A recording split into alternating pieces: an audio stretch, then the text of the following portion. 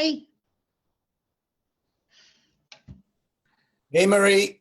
Hello, everybody. How's everybody? I think you and I are the only ones with our mics on right now yet. I guess so. How are you? Good, sweetheart. How you doing? I'm doing well, thank you. Hi, Jim. Hi, Marie. Hi, Karen. Hi, you guys. Russ Swain here, past president Russ Swain. I guess we know who you are, Russ. Yeah, how are you? And where are you skiing today? Well, I'm not skiing yet. I am maybe in the direction of a ski area. I'm driving. But I just left my office, to be honest with you.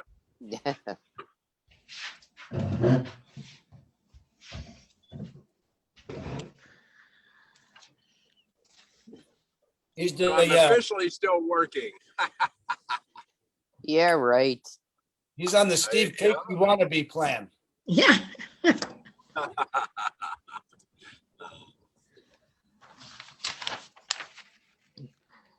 The world is good. I got my second COVID shot Tuesday, so I'm waiting a couple weeks. I hope to Oh, God. regain the world. There you go. Yeah, I was in that group they canceled, so I'm still waiting. Okay, bye-bye. Oh, you're kidding. I kid you not. So you haven't been able to schedule one yet again? Yeah, you have to go on and look for a time again. I found another time a week from now, so we'll see what happens. I think some of those places are going to start doing walk-ins again next week. I think. It'll be 6 weeks for me. They canceled all the Moderna shots. I heard, right? Yeah, they did. That was on TV. Yeah. I guess I was lucky. I got my second shot. I was really lucky. Was your, so did you have to go down there to find out? No, I went online and I got it online, if you can believe it. No, Tom Crow. Oh, Tom, I'm sorry. No, they sent me an email and said it was canceled, that I have to reschedule. Yeah. Yeah, because you were supposed to go today, weren't you? Yep. Yeah, it's kind of Well, good that news, sucks. bad news. The good news is that you only have to be 65 now. The bad news is there's no vaccine left. Right. Well, I read an article this morning that said that Walmart and Sam's Club now have a waiting list. So when they get to the end of the day, if they got extra shots, they go through the waiting list. Huh. So Well- there might be hope for me yet. My good news, bad news was that I was able to get my second shot yesterday, but then I just found out about a half hour ago from my doctor that I have a hernia that I'm going to need to see a surgeon on. Oh, man. Oh, God. Oh, Well, at least you'll be safe for the surgery. Right. All that indoor activity, Jim Hunt? You know, I think it was when I was replacing a couple shrubs about 5 weeks ago in my backyard, and I was trying to dig out the stumps. Or maybe when you were moving all those wheelchairs. I don't think the wheelchairs did it. I think it was No? the backyard digging, because I was using a big old pry bar trying to rip this huge stump out of the ground. And I think I probably, because I thought I pulled a leg, a groin muscle or something for about a week, and then that went away. And then I started having occasional pain still anyways. So yeah, I'm pretty sure it was then anyways. Oh, what joy. Well, it's one of the problems associated with the virus has been that a lot of people have put off elective surgery and the conditions have gotten worse and worse. And so you have just not the virus, but you also have the medical conditions that haven't been dealt with. It's really horrible. yep. Yeah, I feel very lucky that I got my shots. At least if I do have to get in there anytime, at least I'll know I have those. Yeah. I got my So- second one a week ago. Then just had a sore arm, no other reaction. Yeah, that's what I felt too so far. Mine was yesterday. That's all I've had was the sore arm, really. Yeah, my second shot, I just was very, very tired. I couldn't really do anything. It only lasted for 24 hours and then I was fine. Good. Yeah, Lucked Zeke got out. his yesterday. Oh, good. Yeah, so his arm's a little bit sore, and he just took it easy. Yeah. I have a friend who got a full body rash reaction to the first shot. Really? Wow. Yeah, Moderna or Pfizer? Pfizer. Oh, That's the same one I had. Yeah, Yeah. I had So- Pfizer also. Yeah. So why did they cancel the Moderna second shot? Just trying to get everybody else? No, they ran out of vaccine because of the weather problems. The Okay. transportation system has been disrupted, and they couldn't get the allocation into the state in time. Okay. Because I read an article today about them wanting to, or considering canceling the second shot because they figure that you're better protected with the first shot than people not getting their first shot. So, no decision was made on it, but that they could do more people and just not do the second shot. Of course, Pfizer was not in agreement of that proposal. Yeah, well, they maybe for self-serving reasons, but I think the non-self-serving reason I heard was that they really just don't have statistically valid data on the first shot really being that effective. They do have statistically valid data on two shots, and it's probably the case that you get a lot of protection off the first one, but they don't want to speculate.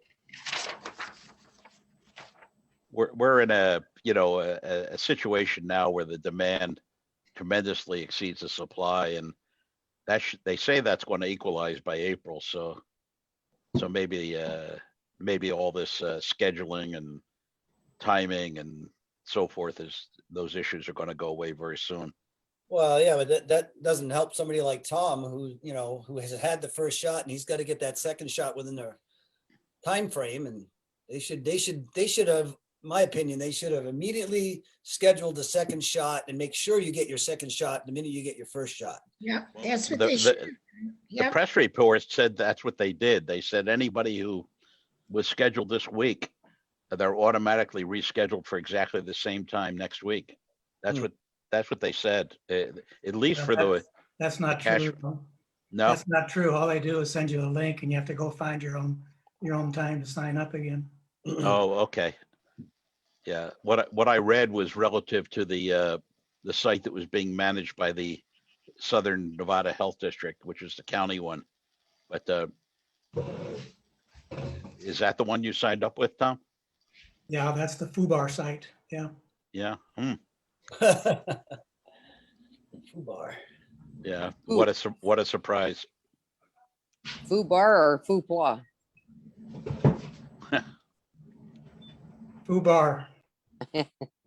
Tom, I see that tomorrow is your dad's 102nd. Is that right?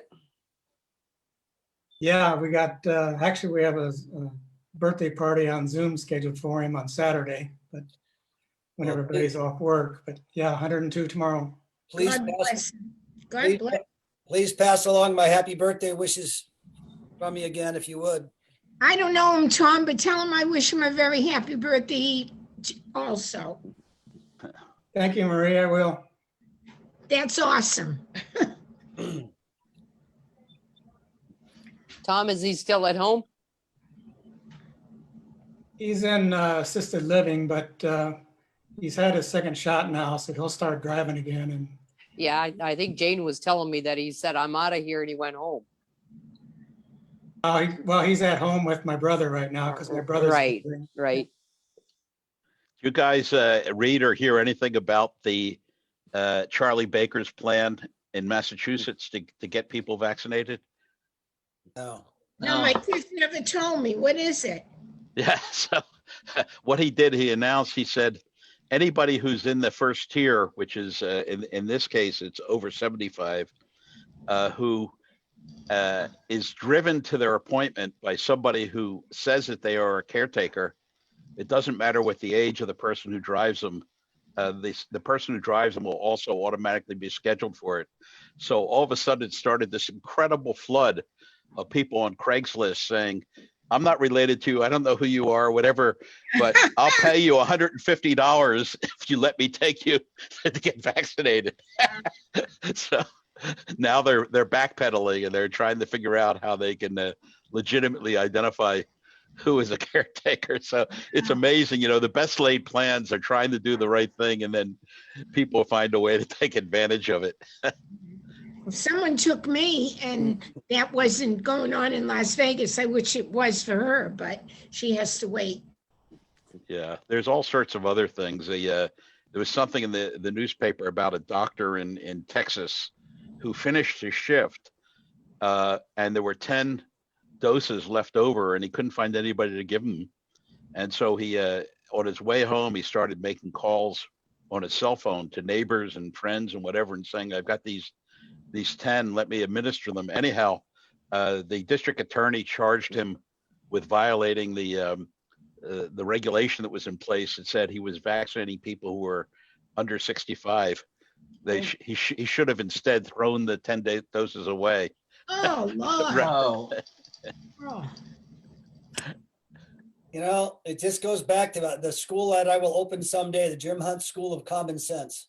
Yeah, That would not fit the bill. no. It's amazing. Just common sense tells you, why would you let vaccine go to waste? It's crazy. Well, especially in Texas, which does not have a reputation for doing really stupid things, but apparently they did a stupid thing with their energy supply, and they did a stupid thing by prosecuting this doctor. hey, Stuart, I've got a question for the speaker. So unless he answers it in his little talk, I want to ask him a question. Well, yeah, everybody can unmute themselves. So there's no, Okay. I can mute, but I can't unmute.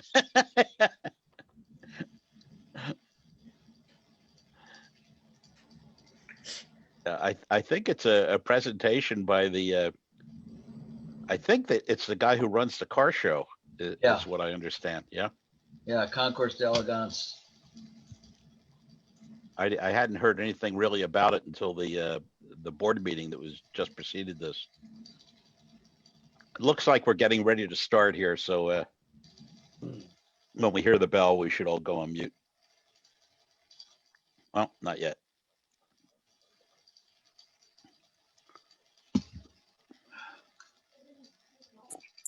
So Stuart, since you were at the board meeting, how is the membership looking for the club?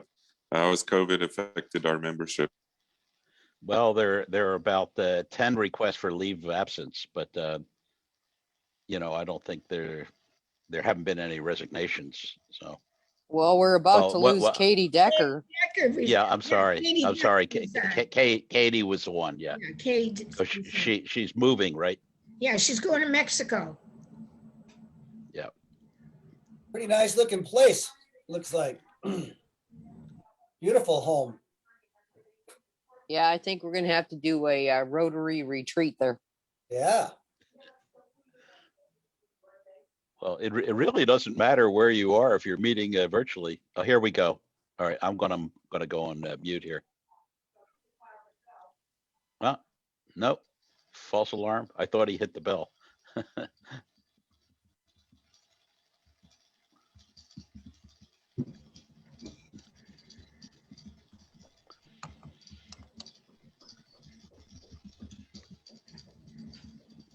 Good afternoon, and welcome to the February 18th meeting of the greatest Rotary Club in the universe. And welcome to everybody who's joining us on Zoom. And it looks like we have two Susan Ziobros. One of them, I'm guessing, is the real thing. So welcome to all of the people who are able to join us on Zoom. Welcome to anyone who's listening in on Facebook live stream. So to begin our meeting, we'll start with an invocation.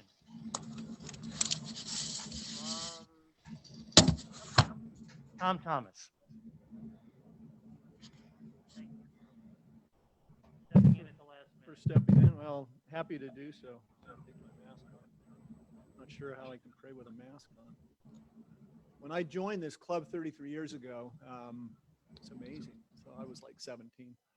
And one of the things that impressed me the most was having an invocation and singing a patriotic song and pledging allegiance to the flag.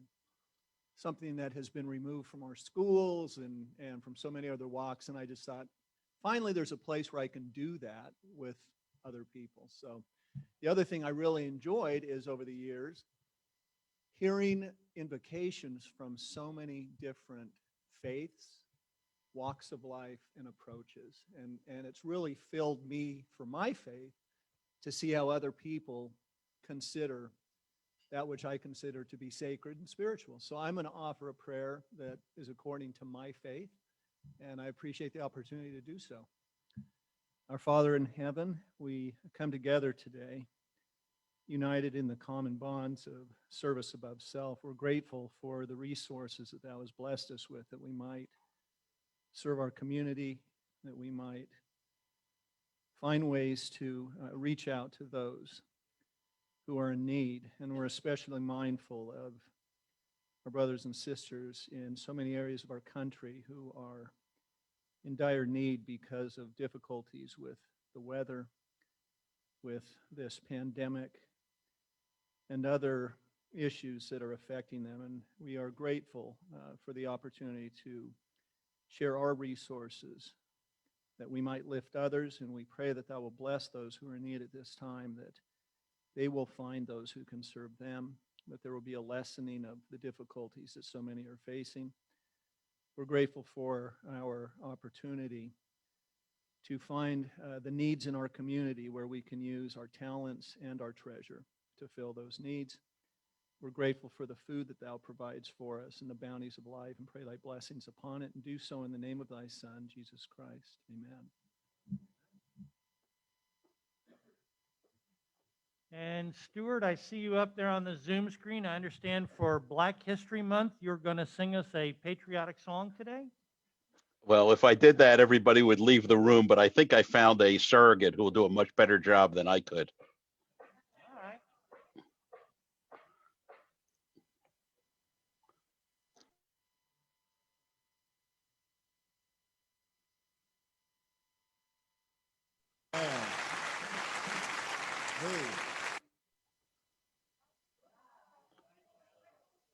Share the screen so we can all see it. We can only hear.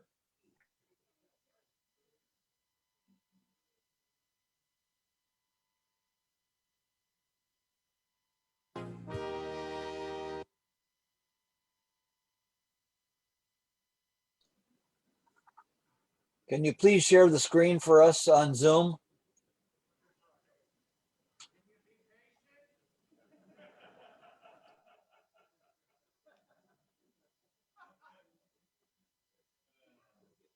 Stuart, we're having some technical issues. You may have to put on your sunglasses and sing.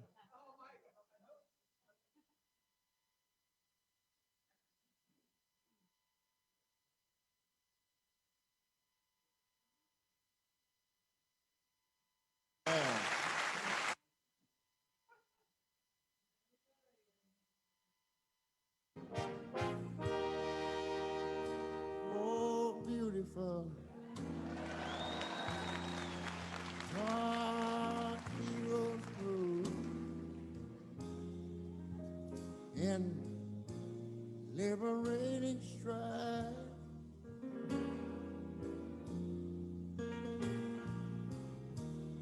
Who more than self their country love. And mercy more than life. What I'm saying about tonight is this America, sweet America. Millions got that gold refined.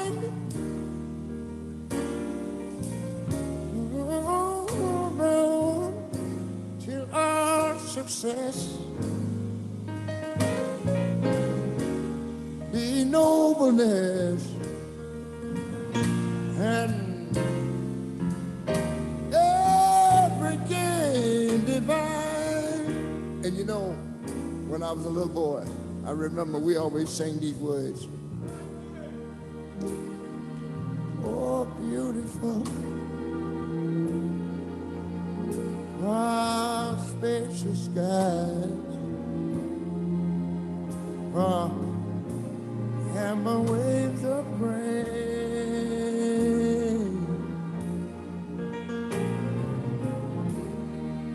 ah, purple mountains.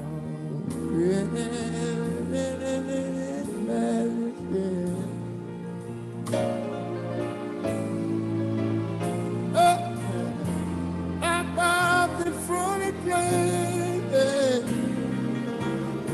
Wait a minute. America. America.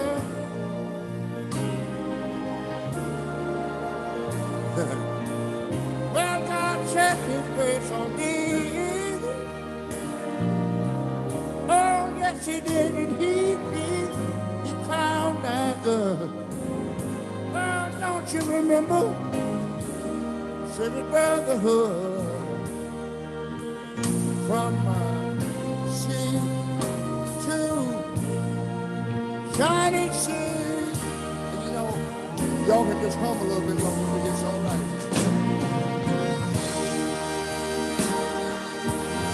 America, oh how I love you, America.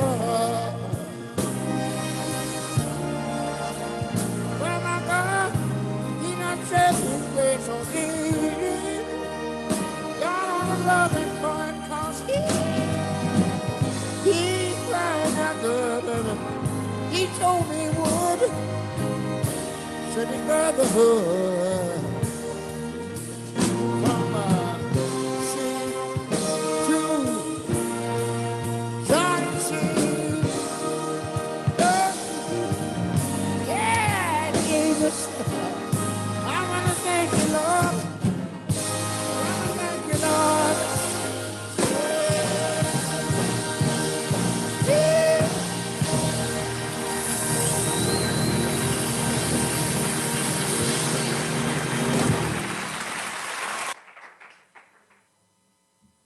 Well, thank you, Stuart, but I'm sure if we could have fit an entire orchestra into this room, you could have done just as well. So if you Yeah, if people put cotton in their ears, maybe. please join me in the Pledge of Allegiance. I pledge allegiance to the flag of the United States of America and to the republic for which it stands, one nation, under God, indivisible, with liberty and justice for all. Thank you. Thank you, and be seated. And thank you to everyone who helped with the arrangements for today's meeting, to Kathy and Mike for the setup, to Tobias and Lisa for acting as greeters. Bhavon, thank you for acting as Sergeant at Arms today. And Kate and Lisa for the teardown, agreeing to do the teardown, and for both of the Susans Yobers on the screen for acting as scribe today. And last but not least, thank you to our roving paparazzi for the excellent photographs every week. Do we have any guests or visiting Rotarians today? Any guests or visiting Rotarians? One over here. Bhavon, if you could take the microphone over here.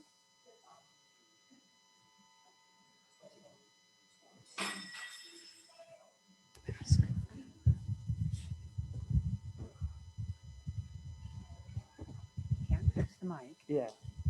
Hello, everyone. I'm kind of at a disadvantage here, but I would want you to see our guest, so I'm going to get out of the way. Today, our guest is Nicole Borghi. She's visiting us. She found us on our website, searching out for an organization to get involved with, and her company is Soulful Illumination. Thank you. Welcome, Nicole.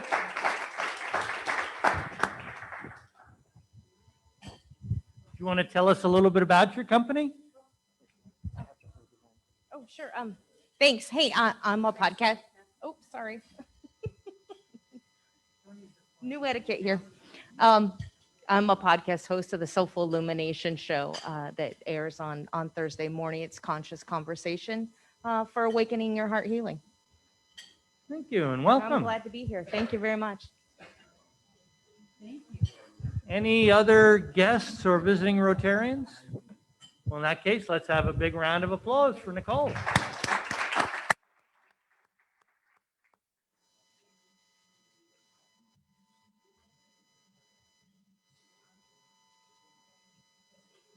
And up on the screen, I see Marie Walsh. Marie, did you want to give us an update on Breakfast with Books? You need to unmute yourself.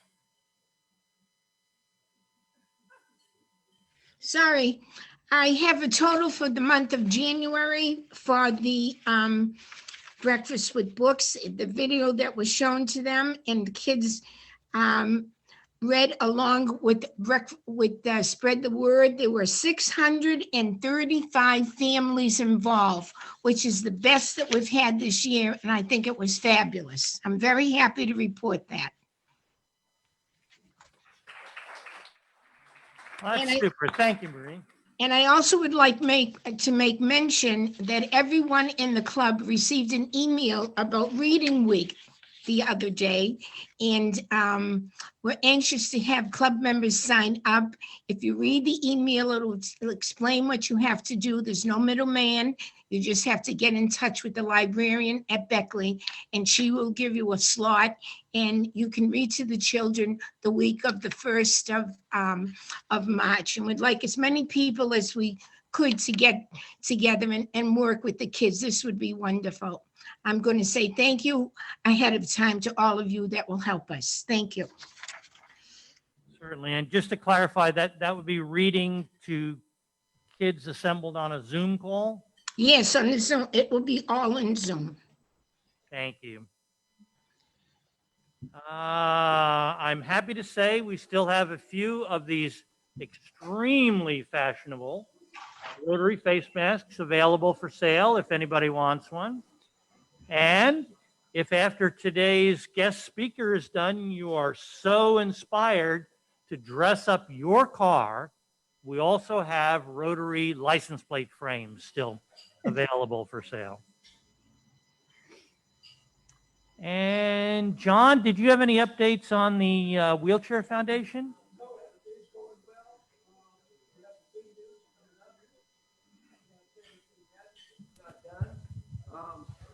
We're really working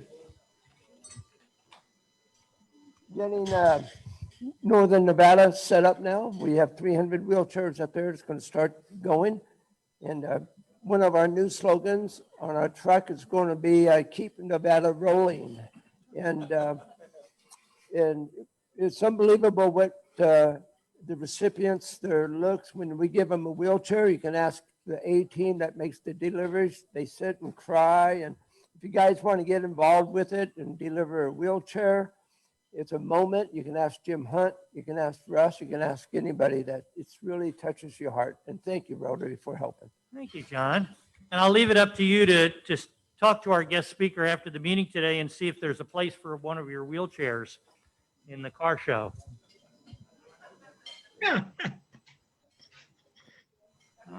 Let's see.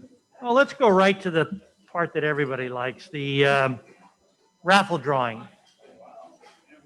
We'll get right to the raffle tickets. So the person who gets to pick the joker is somebody here in the room. Sorry to anyone online that bought tickets. The Winning ticket for the Joker is 5310673.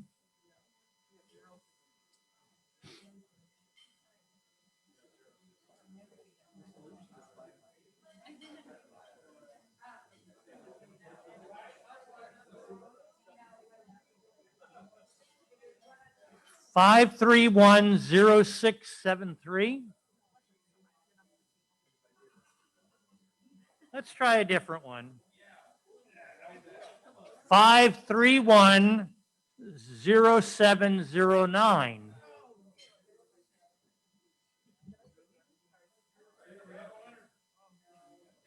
All right, finally.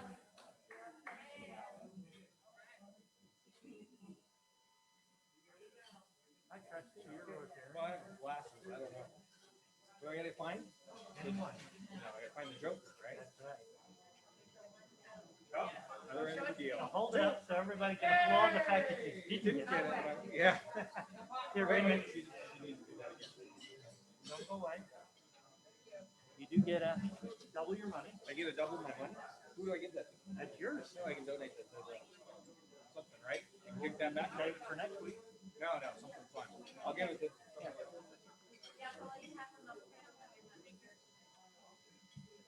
And for the chance for the Lowry Bucks. Oh, how about that? The winner is Jim Hunt. Jim, if you can. Thank you very much. So Jim, if you'll reach down, I'll give you the Lowry Bucks. Thank you very nice. Enjoy the meal. Very nice.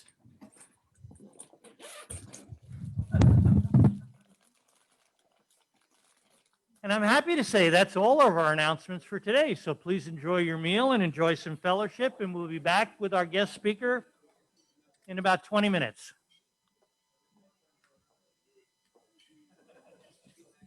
Thank you. Hey, President Richard? President Richard? You can't hear me, can he? I don't know if they turned off the audio or not. Maybe.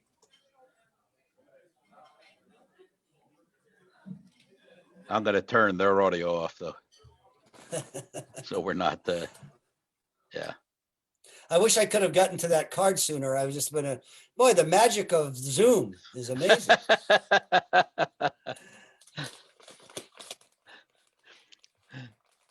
So, Hey, Jim, put that up there again. I'm gonna see if I can get a screenshot. Okay. Okay. Get my tools here. Oh, a little higher. Now Okay. you're put it in front of your face. There you go. okay, screenshot.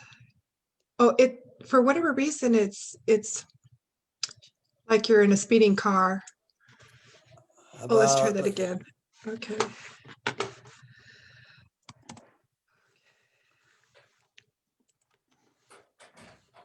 You know, we went to Lowry's on Monday, which was the 15th. We went there for dinner, and it was unbelievably busy. The best I've seen it in over a year. Wow. Yeah, so Get that it, was Susan? pretty good. Okay. Yeah, get it. I don't know if anybody has been watching the published data from the county about the COVID vital statistics. The one that I think is the most important are the death rates, but it peaked to the highest it ever was in January.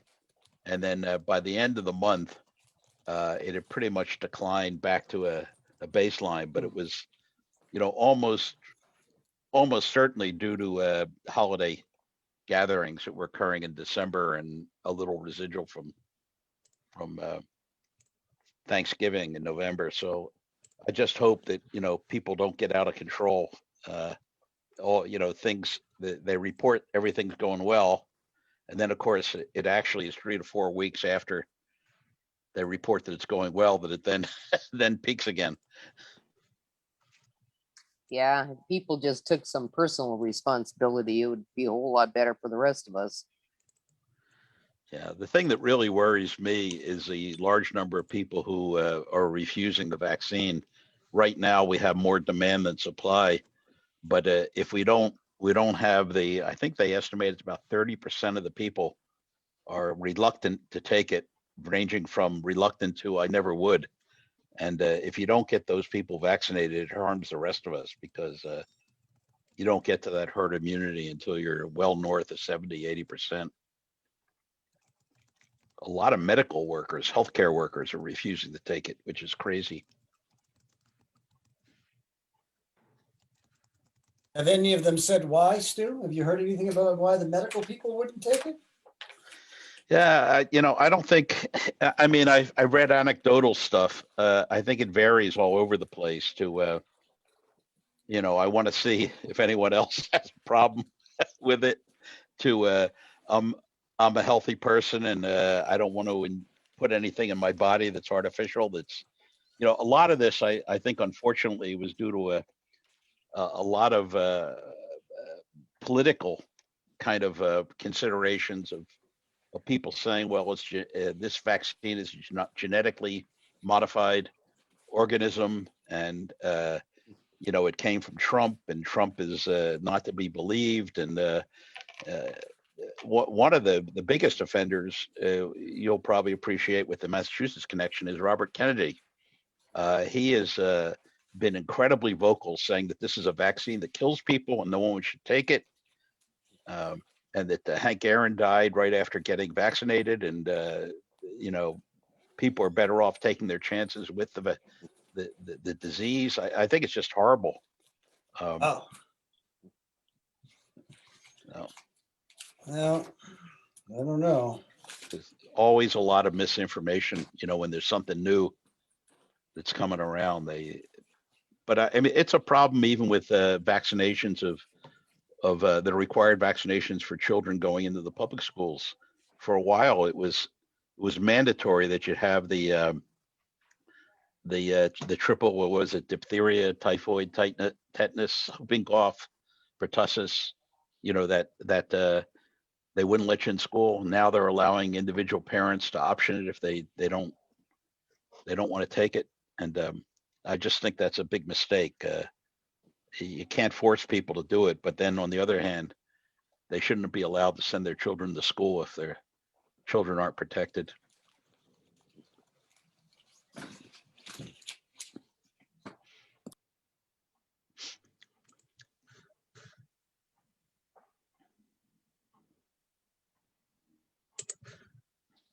We have a dilemma. I don't know what other people are doing, where you keep reading like you get the vaccination and you're 95% protected against catching the disease, and that you're not going to have a bad outcome, but yet the advice is don't go out there and mix with other people who are outside your family. So I'm not sure what the advice is. We were thinking by the end of March, we should have been fully protected, and maybe we can go out to a restaurant and have dinner again. I don't know why the recommendations are to still remain careful. It can't be just because there's a 5% chance you might catch the disease. There's supposedly a better chance that you can get it but not get sick and be able to transmit it to other people. Oh, is that why they're well, that would make sense. I mean, I can't wait to get out of the house. Like everybody else, even if it means going to some outdoor dining venue when the weather starts to get nice in March and April. On the news this morning, Fauci said that that's probably not the case, that it looks like the vaccine is keeping you from transmitting it to other people. That's good. Yeah, I guess they learn more and more. We had a funny incident yesterday. We have a neighbor who has a brother-in-law who lives here in town, and they've all been vaccinated, and they decided they wanted to go out to have dinner. So, but they wanted to be careful. They wanted to be an outdoor venue, so they made a reservation at the Palm in Caesar. And the woman was talking to my wife and saying she doesn't. It's so cold outside. She doesn't have anything warm while they're sitting out in the patio at Caesar. And I said to them, when they say outdoor dining at Palm, they mean on, facing In the the mall. mall. In the mall. So she checked and found out I was right. So she was able to go without a sweater.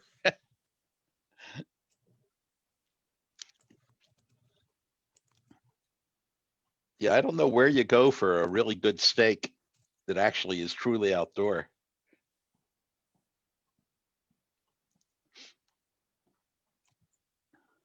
Well, I know where we go. We go to the Wizen Hunt Barbecue. That'll work.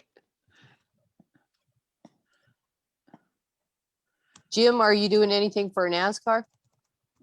Yeah, it looks like I will be going out there. I just found that out yesterday, as a matter of fact. And from what I understand, there'll still be no one allowed in the infield.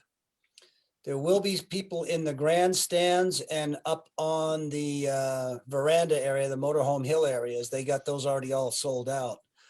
So yeah, it looks like they're going to have something going on out there. Another good reason why I'm glad I got my second shot. Yeah, for You sure. know, Well, they supposedly applied for some kind of variance as well. So I don't know if that's what you're talking about that came through yesterday. yeah, I don't know what the exact their percentage is that they're going to be allowed, but they're advertising. I know that. I heard it. I heard it already this morning on the radio. Well, one Well, of the my governor, clients this morning said that her husband works for the Sands Convention Center, and he's been off of work for a year. And they emailed him yesterday, then said that from July on, they're booked till the end of the year. Yeah, I So would imagine that's encouraging. I would think my son's going to be getting that call. He does the setup for conventions and things at the oh, what's that place? It's on Flamingo across from Bally's. It was in the old Weston. It's a Weston. Oh, at the Weston, yeah. Yeah. that's a nice facility. We've held meetings there. Yeah, they do it. They were doing before the pandemic. My son kept telling me I should go up there, and I didn't get a chance to. But I guess certain nights during the week they would have like a movie outside by the pool and do little things like that to entice people to go up there for happy hour. And said it was pretty nice. I haven't seen it yet though. Yeah, they did a major remodel. They took the casino out and they turned it into a non-gaming hotel, but great meeting facilities on the mezzanine there. Yeah. They have a nice restaurant too. So hopefully he'll be going back sometime soon. They start getting some bookings. I think the last I heard was the governor was raising the percent occupancy from 25% to 35, but then just the other day they dropped the tier level down to 65. I don't know if they changed the occupancy level. I think for a lot of places, from what I've heard from the restaurants, they can't. It's not worth it for them to open up indoor dining until they'll have at least 50% full. Yeah, Because it's 35% as of the 15th. yeah. All right. So the 35 is the last one. And apparently for most restaurants, it's just not worth it for them to staff the inside of the house. They can still do, keep the kitchen open and do takeout and stuff, but 35%, it's just not worth to open it up for sit down dining. Yeah. I read this article yesterday that Boyd Gaming is testing out at Aliante a cashless slot machine. So you have the app on your telephone and you can put in there however much money you want to gamble. So they're testing it out in the one hotel. And if it works out, then they're going to put that in all the Boyd Gaming casinos, cashless. We sometimes go to the racetrack down in San Diego, and you have a cell phone app where you can basically deposit money into an account, and then you can bet from your seat, but the cell phone manages the financial part of it, so it's completely cashless. Yeah, one of the casinos has a chipless craps table now. Yeah. I mean, it's easy enough to do. The funny thing is I get to see some some articles and things that are published about what they're doing in some of the Asian countries, Singapore and Japan. They're actually using robots to bring the food from the kitchen to the table. So it's not just cashless, it's also contactless delivery of the food. It doesn't sound very good for job creation. No. No, but at least it gives the restaurant some revenue. At least they don't have to pay the robots. A lot of the Japanese restaurants, the fast food kinds of places had for years were set up with like conveyors, and you would sit down and the food would come by on conveyors. It was just a mixture of dishes, and whatever you wanted, you would grab. You didn't order it; you just grab it from the conveyor, put it on your table, and then when you check out, on the bottom of each plate was the cost of the plate, and you bring the plates that you ate off of to the cash register, and they would scan the barcodes in. It would produce the bill. So they were already labor saving before the virus.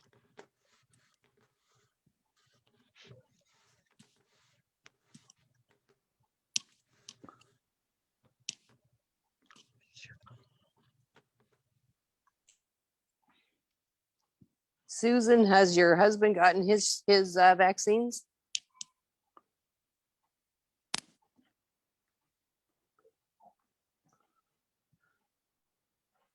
She's muted. Karen, There. he got his second one yesterday. Oh, yay. Yeah. He Yeah, got it up at the VA. Tom is supposed to get his on Monday. Yeah, Z's been getting really good treatment from the VA.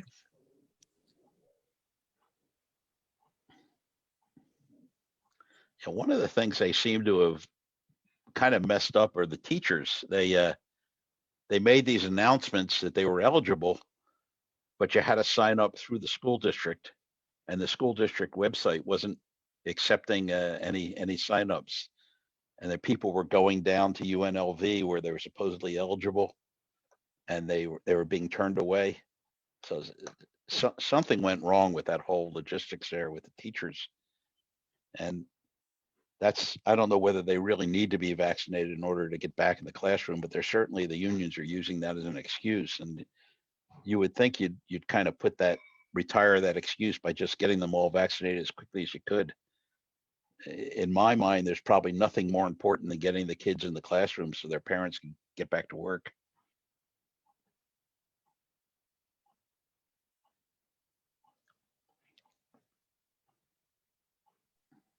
I wish I could send a scent of my roses, but I can't do that, so I'll just show you a picture.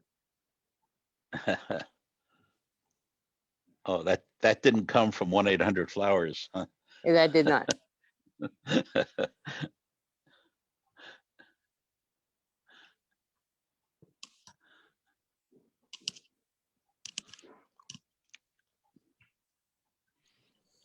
Yeah. Do you see some of the TV news reports about the Valentine's Day activities associated with all the flowers coming in? It's just, it's like 100 times the total amount that normally get distributed, and they have to do all these heroic efforts for U.S. Customs to be able to inspect them because so many of them come in from out of the country, and they add extra shifts. And Federal Express had to add all sorts of additional capacity, and they never really appreciated the surge.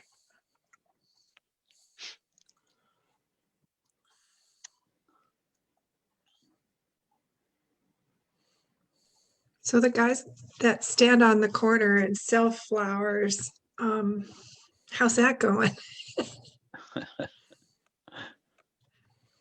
I mean, if you put that in perspective, I wonder how they're acquiring their flowers. Yeah, I don't know what the situation is here back in the Northeast. I've lived in Philadelphia and I've lived in Boston, and all the street vendors who were selling flowers were all Moonies. They were part of the Reverend Moon's That's right. enterprise. Yeah, I don't know if that was the same thing here in the West, but if you were buying flowers from a street vendor, you were supporting Reverend Moon, and that was kind of a turnoff. What decade was that? It had to be like in the 80s, right? Okay. I don't know if that's still, if they're still dominate the street. I don't even know if he's still around, is he? So the We street left vendors used to Pennsylvania sell in the flowers. 1999. Street vendors used to sell the flowers that were left over from the funeral homes. I don't know if there's no funerals anymore, so I guess they can't do that anymore. So today I saw a Facebook post by my niece about Krispy Kreme has a Mars donut today because of the rover landing. Yeah, that's really neat.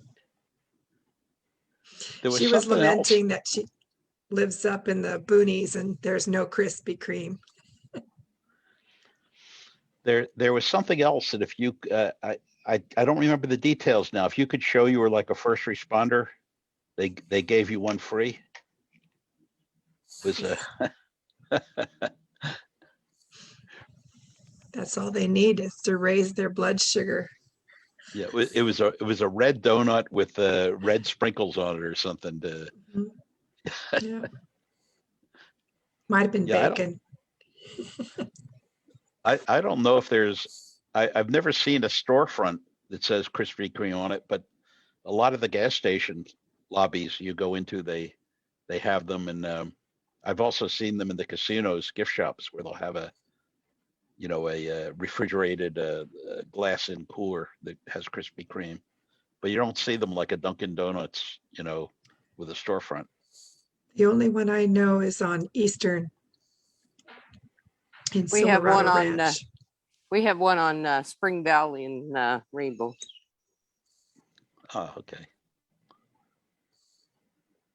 Yeah, and Allied Domac, which is the parent of Dunkin' Donuts, is a Boston company, and it's kind of funny. The Saturday Night Live has done a couple bits where they have like a parody on what the people are who end up eating the Dunkin' Donuts, but there are places in East Boston and the South End where there's a Dunkin' Donuts on 3 of the 4 corners.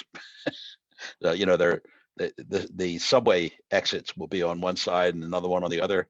So they actually can keep 2 Dunkin' Donuts on opposite sides of the streets fully busy and working. But I don't know if you can go to YouTube and you look for the Saturday Night Live Dunkin' Donuts bit. It's really funny.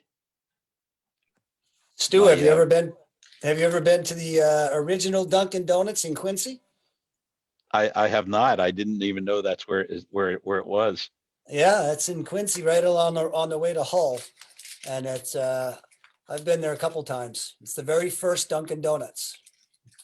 So I had a very interesting experience. I took an executive MBA course from Suffolk University, which was an all-day Saturday thing. There was just Saturday, so you could continue working. You were there like 10 hours on Saturday. And one of the courses I took was international marketing, and the guy who taught it was the chief marketing officer for Allied Domac. And he was telling us, in addition to the textbook, he was telling us his war stories of introducing Dunkin' Donuts in other countries. And so the best one was he wanted to introduce it in France. And they're, like a lot of European countries, are incredibly highly regulated. It's not just entrepreneurial. You just can't do what you want to do. You got to apply for license and show permission and this sort of thing. So he applied to have one in Place de Madeleine, which is a very famous part of Paris because it's got a whole bunch of gourmet shops there. It's got Fouchon and a bunch of celebrity chefs and that sort of thing. So the French government turned him down, said, "This is ridiculous. This is France, where we have the finest and the best pastries and the best food. It would not be fair to you to give you a license because you obviously would fail if you introduced a Dunkin' Donuts there and you're American crap in the middle of this gourmet, paradise. Well, anyhow, he finally prevailed and they ended up installing it. It turned out to be the highest grossing, most popular Dunkin' Donuts they had anywhere in the world, selling American Dunkin' Donuts in Place de Madeleine in Paris. And if you go into Fouchon, which is the big gourmet store, there's a whole section of American food where you can find Skippy peanut butter and Kellogg's cornflakes that sells out.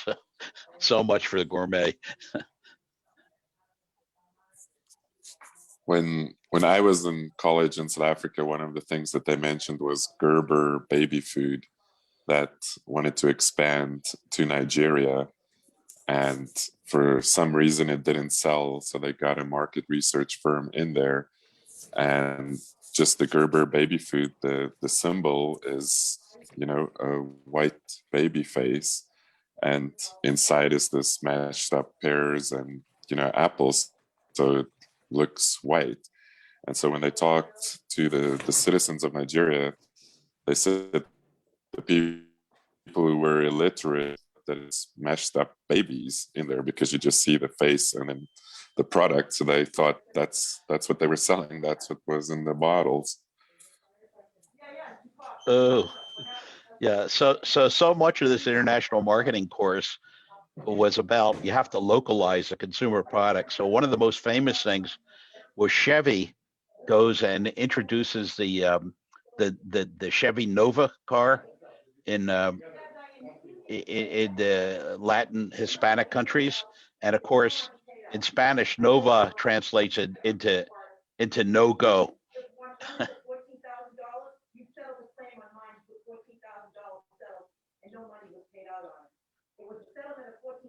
Yeah.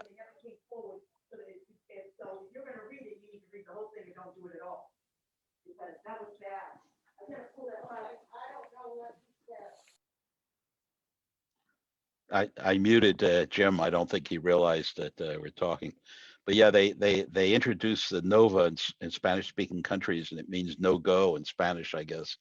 And then the other story he told about introducing Kentucky Fried Chicken in Japan. The standard Kentucky Fried Chicken, you get the fried chicken with a side of mashed potatoes, and apparently the Japanese hate mashed potatoes. They can't stand it. So they had to had to redo the menu in Japan to give you an option of French fries or rice in order to sell Kentucky Fried Chicken in Japan. I think we're back in business on the. Sorry about that, Stu.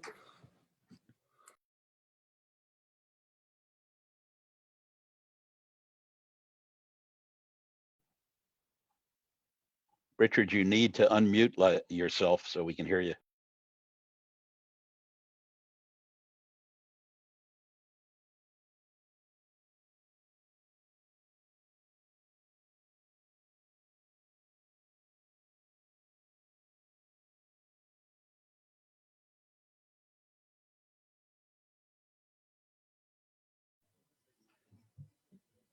So I'd like to introduce a, can I take this off or no, I'm in, I'll stay on. That's fine.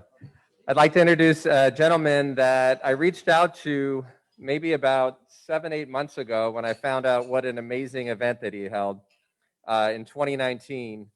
I'm a car guy, and what he pulled off in our city, which we've never really had a premier car event, and out of the box, he did one of the most amazing car events, I think, to date. He blew a lot of people away that actually know what they're doing around the world. Once we got together, I realized what a great guy he is as well. Hails from Northern California, was a former Rotarian Paul Harris Award donor, and philanthropist, real estate guy, which is my business as well. So we had a lot of commonalities, and of course, cars. So he's got a lot to say, and he's going to explain what he's doing, and hopefully we as a club get an opportunity to work with him as a philanthropic endeavor. So without further ado, Stuart Sobek.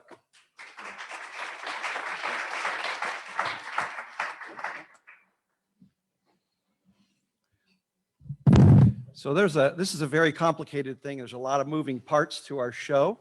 So we've got a lot of slides for you today, and we're going to try to teach you as much as we can about Concours d'Elegance in the period that we have. So what is a Concours d'Elegance? It's a French term. Actually, it means competition of elegance. Started back, are you with me?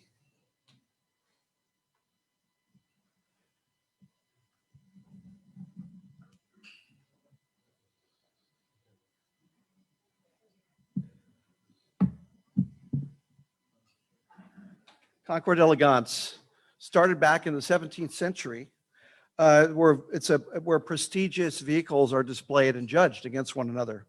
And it started in 17th century France, where aristocrats would bring back then it was horseless carriages, and they would bring them out and they bring them to various parks on weekends and on holidays where they could be judged against each other. And over time, the carriages, of course, became horseless carriages, and gatherings became a competition among vehicle owners to be judged on the appearance for their vehicle. Now, fast forward to modern day, there's about 45 shows across the world. Collectors from all over the world participate in these events. There's huge groups of car collectors in every town. United States, Japan, Australia, India, even Africa. And now I'm pleased to say we have a world-class Las Vegas concourse right here in Las Vegas. Yeah. So what is LVCE? LVCE is the Las Vegas Concours d'Elegance. And we lovingly say it's the Super Bowl of car shows. It's a one-day event where people bring their cars from all over the world to be seen. It's the only time they'll all be seen together in one place that day, that moment. It's like a pop-up museum. I came here to Las Vegas first in 2007. And I had one foot in the door, and I finished moving here in 2014. But during that time, I was attending car shows, and I was really kind of surprised that Las Vegas did not have anything of this quality. And it really needed, I felt it needed. I mean, for God's sake, we have ice hockey in the desert. And now we've got the Raiders. So now I'm very pleased that we started working on this in 2017. It took several years of putting this together. And now in 2019, we did our first show in October 2019. 2020, of course, we got canceled. And now we're looking forward to being in October of 2021 again. So we're going to show you a little video. This is the what we brought you in 2019. Remember sound?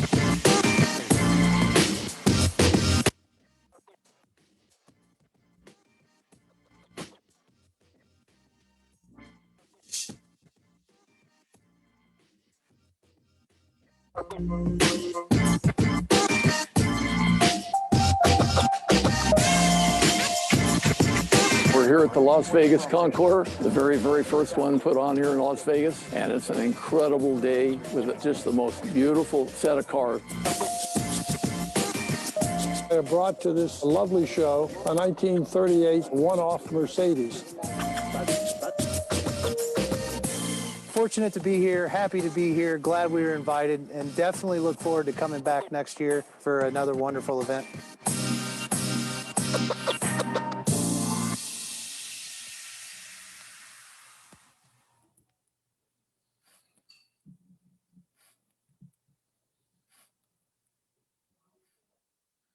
So that was our very first show, 2019.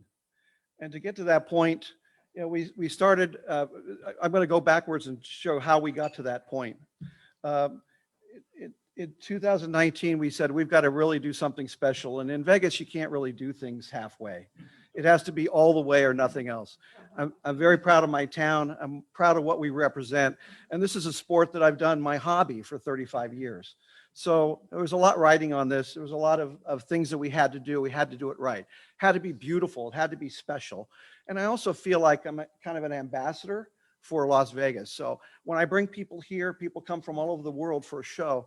I want to show them things that are unique and different, something maybe a part of Las Vegas that they haven't seen. other than the Strip. So I look at the Frank Gehry beautiful Keep Memory Alive building. It's the most gorgeous building. We've got 800 people in a sold out event that night. We've got black tie, as fancy as it could be, food by Wolfgang Puck. And we've got to throw everything into the mix. We got to people, this is the first chance that people see us. So they've got to know we're serious. I got Monica Jackson to help me with the MC. We sold a $10,000 painting on the auction that night. And basically we had an amazing evening. It was also important because we gave away our first Helene Award, the award we've developed, which I'll tell you about in a moment. The first Helene Award went to a woman collector. And we thought it would be great if the first woman, the first award dedicated to a woman went to a woman and also stayed here in Vegas. So our first Helene Award went to Sherry Goldstrom, who's an important collector, car collector here in Vegas, longtime family here, long history of Vegas. The second award was awarded to Michael Furman, who is a famous photographer. And then we awarded the third Helene Award to the Art Center Design College out of Pasadena. They helped us a lot with the development of our show. They're friends of ours, and they also design a lot of great cars. They're out on the roads. On Saturday, you can go back one. On Saturday, we did our show at Dragon Ridge Country Club, 2,500 people, 80-degree weather, blue skies, as beautiful as could be, a perfect day. And this is exemplifies one of the cars we had here. That's about a $15 million Mercedes, one of a kind, only one in the world. Our friend Bob Jepson, who's a great Southern gentleman, brought that here from Savannah, Georgia. It's the only car like it in the world. And he's also gracing us this year. In 2021, he's bringing a car, one of only 4 in the world. It's never been shown in America. Last time it was shown, it won the Best of Show in Germany, and now it's going to be on our field. So we're very pleased about that. Of course, we're Vegas. You got to have a little Vegas flair, right? So you got to have a little Frank Sinatra. So this was Frank Sinatra's 1957 Dual Gia, which is a kind of a cool car. He would have been driving this on the Strip back then. We wanted to have a little flair and a little fun. So we got that car. That's courtesy of the National Automobile Museum in Reno, the Hera collection. Sent that to us for our show. This is another magnificent car. I mean, we had some of the most beautiful, unbelievable cars. This is a 1955 Jaguar race car, locally owned by a developer named Joel. And he had this at the factory in Coventry, where it had been being restored for about 4 years before. We were able to get it to Los Angeles and through customs 4 days before our show, and made its appearance there. That's probably a $15 or $20 million car. I mean, very rare, very beautiful, as good as it gets. These are our 2 show winners from the day. In the front is a 1931 Bugatti owned by the Nethercut collection. The Nethercuts are famous for being associated with the Merle Norman Cosmetics. They brought this car to us, a 1931 Bugatti Dubos. It's a fabulous car, amazing. And in the back behind it is a 1953 Ferrari that in June of 2019, that car had won the Swiss Concours d'Elegance. It won Best of Show.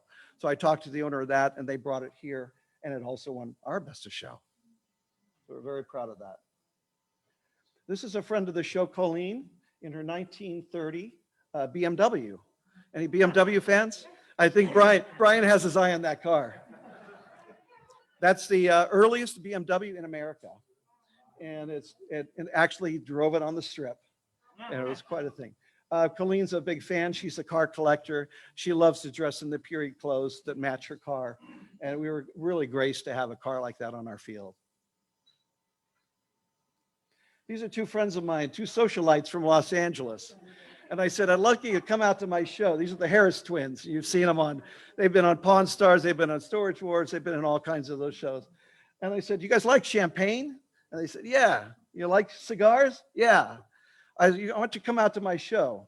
And the thing everybody asks me is, how should we dress? And I said, dress like you're going to the Derby. And that's what it's like. It's like a Derby party. So here's the Harris twins. I don't know how they got three hands, but they had a great time at our show. And then on Sunday, the last day, we took the cars out and we got a police escort and we drove them on the strip, which is, I mean, we've got the most famous road in the world, right? So to not have these cars drive on the strip is amazing. But what we were trying to create were memorable moments and great visuals that could never be done again. So here we've got one of the most winningest race cars in history, a 1970 Chrysler next to a 1936 Bugatti tooling down the street. And behind it's a classic Cadillac, behind it's a Ford GT and an Aston Martin and on and on and on. And these cars are amazing. People really loved the visuals. The fans on the street loved it. They really enjoyed it. That was our crown moment for our show on Sunday. So you want to know how I got here? Well, it's kind of a journey to get to this point. I probably started, this is not me, but there were a lot of moments my mom saw. That's probably what I looked like. And I spent a lot of time in Autopia, but actually when I was 7 years old, I was lucky to live in Orange County. I didn't live too far from Disneyland, so I was there a lot. But when I was 7 years old, there were a lot of car lovers in our community. And one of the guys had bought, back then in the mid to late 60s, there was Meyer Manx. They were the famous dune buggies at the time. They were seen everywhere. They were kind of like the cool beach culture. One of my neighbors had one, and he would take all the kids for rides on the weekends, and that was really, really fun. So that's where it got me started, the raucous noise, the wind in my hair. Then in college, I was studying engineering. I went to the LA Auto Show, and I saw a 1982 Lamborghini Countach, and it really changed my life. And I said, I got to have that. But I had no money and just had my first engineering job, so I had to figure out how to get it. So I bought this old 1968. That is me, by the way, doing my best Tom Cruise. As a 1968 Lamborghini 400, I bought in pieces. I restored it over the years, and I showed that at Pebble Beach in 1987. That was my first kind of entry into the show world and to get the cars I wanted to get. So I really worked for it, but it's been very rewarding, and I've been in that world ever since. So 1987, this is my world. This is what I do. This is my sport and my hobby. So where do you start? Where did we start? So first thing I did is I said, this is my favorite car of all time. This is called the Phantom Corsair. And I said, first of all, I'm going to have a big party for all my car friends. So I've got to invite my favorite cars of all time, right? Why not? It's my party. So I invited this car to come. This was also at the Herrick Collection in Reno, called the Phantom Corsair. There's nothing else like it. Started there, and I started with my other favorite car, which you'll see right here. It's a Hispano Suiza Xenia. There's only one in the world. Both of these cars are one of a kind. I said, I'm going to design my show around those because those exemplify grace and beauty and all the things we want to have in our show, kind of the Art Deco feel. So the theme of our show was designer dream cars of the 1930s. So from there, we started picking the events. We started picking the venue. There's so many things you do. We had to start the legal. We had to get the rights to the name. We had to do the branding. And I worked with a couple of guys out of Hollywood who had done a lot of worked for movie studios. They helped us do the branding, the logos. Everything that we touch and feel has to be super high class. It has to represent us, the beauty of our sport, and also Las Vegas. So we really had to do this right. As we got started, we discovered this woman who's very famous, but she was kind of unknown in the automotive industry. She's famous for what her work is famous, but she was kind of an unknown. And I started studying Helene. We stumbled upon her. Her name is Helene Rother, and she's got a very interesting story. But I started researching her, and as I learned more about her, I thought she's really an amazing woman. And I studied her. I actually went to her home. I've traveled so many places to be where she was and to learn about her and really embrace her. And I got to say, I'm having a little love affair with Helene. But back then she was married and had a 7-year-old daughter. She was living in Paris, going to design school. She had designed jewelry and art jewelry and silverware, furniture, all kinds of things. She was living in France, Nazi-occupied France in the late 40s, and her husband was very vocal about the Germans. One night he disappeared, And so she could see the writing on the wall that this was not good. She was going to try to protect her daughter, Ina. So she left Paris, went to Morocco, where she went to a refugee camp with her daughter. Here's a French-German woman with her 7-year-old daughter in tow, 5 months in a Moroccan camp while she could get to New York. She came to New York and she was really very talented. So she got a job designing, doing comic books for Marvel. And her character was this guy, the Submariner. And we laughed and said, well, she got to kill all the Nazis that she wanted because, I mean, she got this all out of her system. This was her way of event. But she was a very talented comic. She did a couple different characters, but she was very, very talented in that. But then she saw an ad that was placed in a newspaper for an engineer. And it was placed by a gentleman named Harley Earl, who was probably one of the most important engineers ever to work for General Motors. And he was really ahead of his time. He wanted to get a team of women engineers. He later called them the damsels of design. And he wanted to have a group of all women engineers designing the cars because the cars had a certain appeal, but he knew that the women had a big impact on what they buy and how they buy it. They've got a lot to say. Helene later said in one of her speeches, the ladies have 100% influence on what you buy, and we spend 140% of the money. So I think she was right. But anyway, she answered this ad. She went on to become the first woman engineer to work for General Motors. And she had started introducing colors and textures of materials and things that had not been done before. So it was very, very interesting. Now, I have to say we're really, really proud because nobody really talked about Helene until we brought her forward. And in the last 3 years that we've done that, our team is going to Detroit in July, and she is being inducted into the Automotive Hall of Fame. And we'd like to think that's because of us. Really cool. She's going to be inducted. There's some guy named Jay Leno who's going to go, and also the CEO of Hyundai. So she's in some pretty good company. So after all this time, we really feel like we brought her to light. And what we set out to do was to do this show in her memory. So we thought, since this show is dedicated to her, we're going to design an award to represent her. And the Helene Trophy, we started out with a photograph of her, and we wanted her to represent everything that we do. That's Helene. So we started out with our Art Deco logo, which is on the left.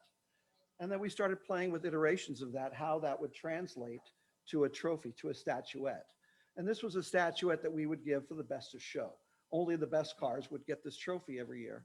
And we call it the Helene Award. It took several years to do. That the drawing translates to a statuette, how it looks in 3D.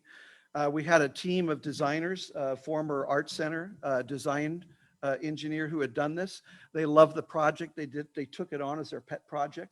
They literally worked on this for about 3 years, and truly a labor of love.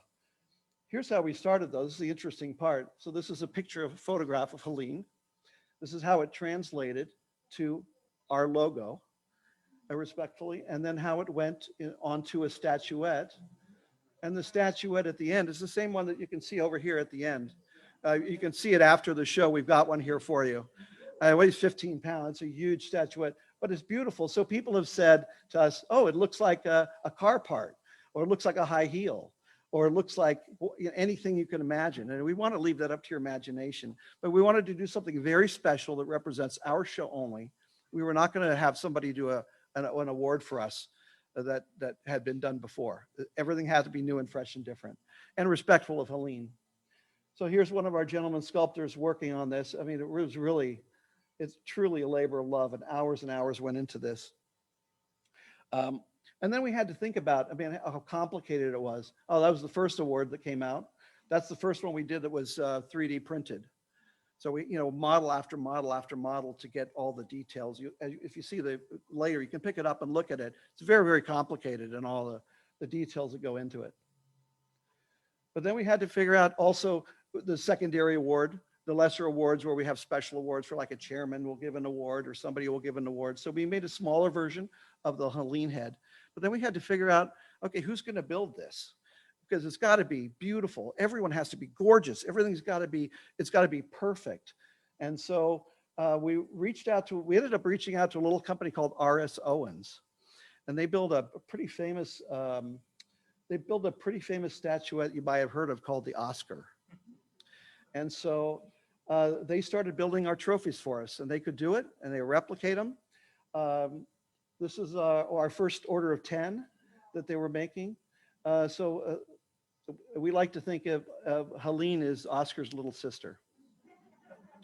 And these are very special. They're very special made. There's a lot of moving parts, and they're about $3,000 a piece.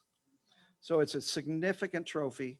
I've told there's plenty of billionaires in our sport, and I said, you can't buy one of these, but I'll give you one. You have to bring the best car to my show, and I'll hand it to you. So we're very proud of what we've achieved with that. So going back, when we started planning the event, this was a quote from my friend Keith Martin, who's Sports Car Market magazine. I wish he'd have told me that 3 years before. Creating an event of this magnitude is not an undertaking for the faint of heart. It's true. It was 3 years late in the message, but I got it. He's a friend of our show. He was one of our judges and our guests that day. But this is where you start. And I tell people it's like planning a big wedding with cars instead of people. Where's everybody going to go? How are they going to mix and mingle? Where's the stage? Where do the tents go? Where do our vendors go? Where do you go to eat? I mean, all those things that go into any kind of planning. This was Dragon Ridge. So we ended up on the 18th hole at Dragon Ridge. And we started from there. We liked it because of the vistas and the views. So the first thing you start out is, how is it going to look? What's the look and the feel? What is the imagery that you want to present with our show? And that's where we started. So that's my car. It's a 33 Lincoln that had been previously owned by Daniel Boone, by Fess Parker. And so I got to drive my car up on the tee box and see how it fits and how it looks, and to kind of present the images. How are people going to see the show? What are they going to look? We're trying to get into their heads and think about what the axis is, what's the most comfortable. There's so many things that go into that. And then we started with all of our marketing materials. So we had some friends of the show bring cars. We started making social media ads, TV commercials, all kinds of different advertisements, photography to let people know what we're doing. Remember, they had never seen this show before, and we really needed to come out with a top of the line event. And so this is it. And so this is what we were doing. Oh, this is one of the, I think, one of the side benefits of putting on a show. I got to drive my car on the 18th hole, which is really fun. I mean, I was never really a good golfer, but the best part for me was always driving the golf cart. So now I get to take my car out and drive in the field. And I think I called it research, but it was actually a lot of fun. Got to do this, of course. This is the 18th hole, so the guys don't come through until about 10 o'clock in the morning. So we had a very narrow window to work with, but it was there were some fun moments in putting on the show too. So who are the collectors? Now you've got the venue, you've got all this stuff set up. Who are the collectors that are coming to this show? Well, this is a guy you may or may not know. You might know his dad. His dad is J.W. Marriott. This is Bill W. Marriott. He likes Ferraris. He likes all kinds of cars. He's a great guy. He's a fixture at a lot of shows. Gordon Ramsay, Jay Leno, Ralph Lauren. There's even some guy named Don Williams, if anybody knows that guy, Don Williams. These guys, why do they do this? Why do they have big car collections and they come? Why do they do it? Well, Jerry Seinfeld's another guy. Why do they do it? There's no money in it. There's no prize money. It's just accolades. It's bragging rights. And they love showing off their cars. And actually, it becomes a social thing where you know everybody there. These are all your friends. So you hang out with your friends for the day. It's really a social sport. And you go talk to the guys, and they love telling the stories about their cars. So that's what they do it for. They do it just because they want to share it with us. So in order to get the collectors, you got to have the judges, and you got to have world-class judges. So we invited the top 50 guys in the world. Here's one of our guys receiving an award. There's a lot of judges all over the world, but we handpicked them to bring them to our show. And it's really important. I had a guy back in Detroit years ago when I was putting on the show, and he says, "You've got to have the best judges." And I said, "Yeah, we will. We're really concerned about that." I said, "Why are you so concerned?" I mean, and he said, see that bolt right there on my car? He said, I spent $1 million on that bolt. And I want to make sure your judges know what that bolt is and what I paid for it. And I said, my guys will know. They absolutely will know what that is. Coincidentally, go to the next slide. Coincidentally, he ended up bringing a car to our show, and he did win our best of show. So he was pleased about that. That's our team of judges. So it's just for fun, but it's also very serious. So we did our first show, and here come the accolades. The press loved us. The press from all over the world. We hit the stage exactly the way we wanted. We wanted to hit as a world-class show representing Vegas. We did it. In fact, a lot of people said we instantly were up into the top 10 shows in the world, which we didn't even anticipate that. And luckily, we were very pleased to make the yearbook that year. There's like a yearbook of Concours shows all over the world. We were in the yearbook in our first year as one of the top shows in the world, shows to watch. So we're very, very pleased about that. But we had press in Singapore, Mexico, Australia, all over Europe. We really exceeded our expectations and everybody else's too. So where are we going this year? Well, 2020 we got canceled. So I thought I'd really like to take this show to the Las Vegas ballpark. I want to always do things that are cool and innovative and different. We're Vegas. We got to do something different. And nobody on the circuit has lights. And this is the city of lights.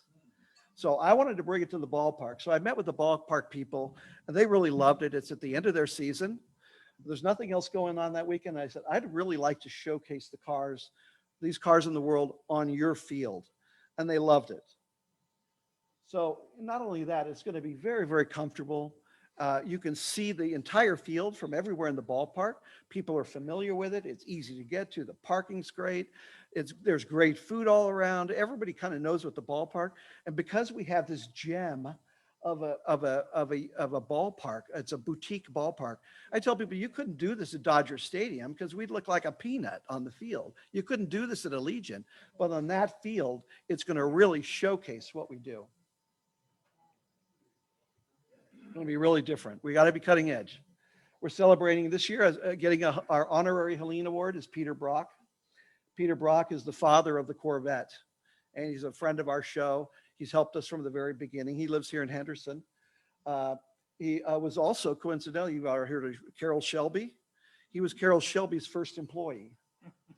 And he's in his 80s now. He's a terrific, a genius when it comes to car design. He's the guy behind a lot of Shelby's famous race cars, and also, but the Corvette. He's known as the father of the Corvette. We're going to be honoring him this year. Yeah, it's a pretty good car. Yeah, Daytona Coupe, which he designed. We're also celebrating Constance Smith. Constance Smith basically wrote the book on Helene, and she's written several books about lady designers, but also about the automotive industry in general. She's become a friend of ours and has helped in a lot of ways. She lives in Detroit, but she really knows everything about Helene, and helped me through all of my research getting this thing started so we could properly celebrate Helene. So we thought it was time to celebrate Constance. So this year we've got our charity. We're celebrating with Miracle Flights. They were on board with us since the beginning, helping us do all the things we needed to do with manpower and thoughts and ideas. They helped us launch. We told them that we would have them involved in our next show. We wanted to have a local charity that helps children, and we feel that Miracle Flights really fills the bill. But also, as we move along, we'd love to partner up with the Las Vegas Rotary Club. That's why I'm here. I'm a longtime Rotarian. I told Brian after my show's over this year, I'd like to join the club. I'd like to be a part of this club. But the Rotary is so important, and I drifted away for a while, but I'm ready to come back. We'd like to do something with you guys, either partnering up for some charitable events, whatever we can do. We think it's a great vehicle, or it represents us. Las Vegas Rotary also represents the image that we want to put forward. So we think we're going to do great partnering going forward. I'm just going to show you a couple quick slides. I'd like to introduce you to Wayne Nemi. He is our creative director, and he is a I'm glad he's here with us because he used to run the airport. He used to run McCarran. He used to run the air traffic control over there. Well, thank God we got him out of there. But anyway, these are some of the images we put together for this year's show. Diamonds are a grill's best friend. There's so many puns. This is beautiful. So look at the hood ornament, how it melds into a baseball player with the stadium lights. Super creative. And the baseball, of course. Our next one, of course, we have to throw a Field of Dreams a reference in there. So here's a car stuck in the cornfield. And our last one, Southpaw. That's what a beautiful $3 million Mercedes Gullwing is going to look like on our field. So we're excited about 2021, October. Real quickly, we're going to do our kickoff party at the Smith Center at Symphony Park. We'll have a little cocktail party on Thursday night. Friday night, we load in, have a dinner at the ballpark for our exhibitors and our judges. The show is on Saturday from 12 to 6. It ends under the lights. And then on Sunday, we're touring. We're going to have these beautiful cars. We're going to head out and they're going to drive to Red Rock and back. Something that we feel is also representative of Las Vegas, a part that they may not have ever seen. That's it. You're all invited. Looks like we're getting the hook. If you want to take maybe one or two questions. Sure, love to. So we're out of time, but if anybody has one question.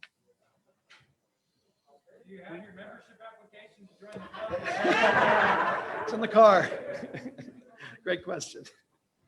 Well, I'm sure that Stuart will stay around after if anybody happy does to. have a question.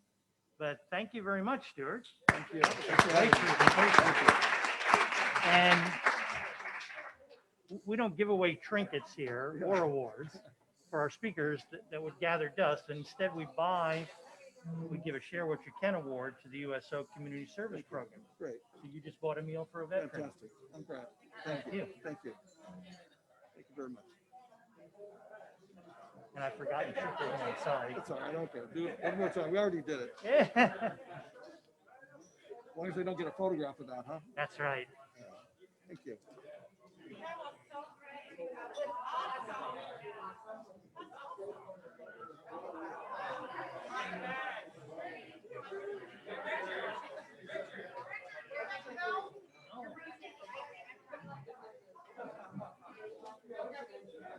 Thank you for coming. See you next week.